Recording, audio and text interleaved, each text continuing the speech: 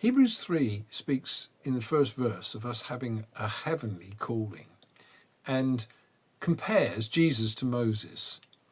Moses, Jesus, and ourselves have all been called, as were the generation that Moses called out of Egypt and out of slavery. But the sad aspect of their story is they were never able to enter into the promised land. And Jesus is able to get his people the whole distance and to bring them completely into the rest of God. Chapters 3 and 4 compare Moses and Joshua and their inability to bring about a comprehensive salvation. We've been called heavenwards, and Jesus is able to get us there. And in this passage is unique in that it calls Jesus the apostle and high priest of our confession. It's the only place in the New Testament where Jesus is called an apostle. He was sent into the world, but he was sent to call us out and to call us to himself, to call us to God. In verse 3, it says, Jesus has been counted worthy of more glory than Moses, just as the builder of a house has more honor than the house itself. Because Jesus is building something, and he is going to succeed in building his church. Today, we look around the world and take it for granted that there is a massive church, a company of God's people.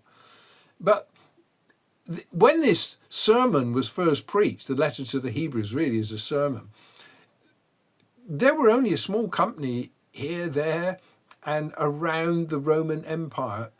A few believers here, a few believers there. But Jesus has built that church. And the writer of this sermon believed that he was going to do that. He had absolute confidence that he would build it. Because unlike Moses, who was just a servant, Jesus is a son. His status is greater, his ability is greater.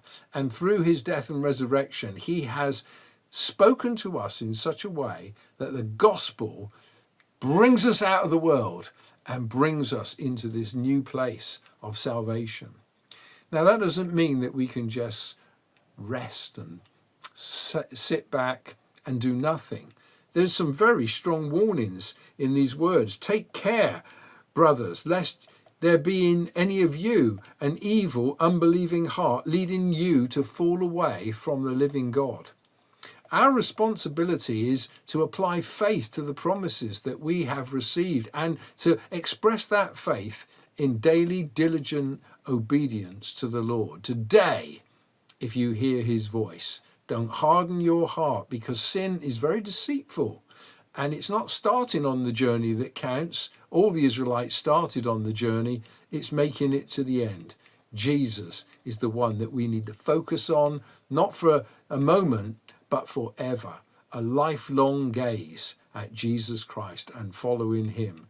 He says, I'm the way, he is the way. And as we look to him, we'll know the way to go.